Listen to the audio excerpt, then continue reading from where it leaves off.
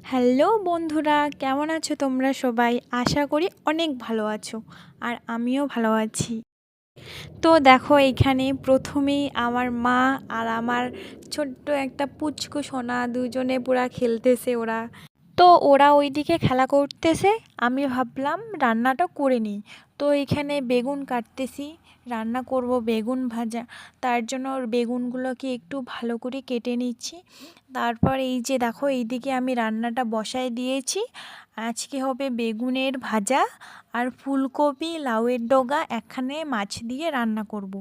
তো দেখো, আমার রান্না প্রায় কমপ্লিট, সব কিছু গুছিয়ে রাখছি।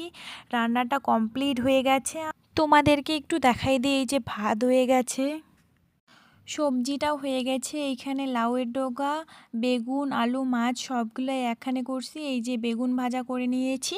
তো রান্না কমপ্লিট। তো ভাবলাম একটু ভালো করে ক্লিন করে নেই। ক্লিন করা হয়ে গেল, এখন ভাতটা বেড়ে নিচ্ছি। মা খাবে বলল, তো মাকে ভাতটা এখন দিয়ে দিব।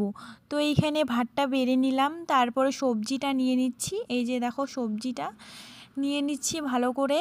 সবজিটা নেওয়া হয়ে গেলে তখন একটু ভাজাটাও ভালো করে নিয়ে নিচ্ছি মার জন্য, কারণ মা খিদা লাগছে, বলতেছে খাইতে দাও।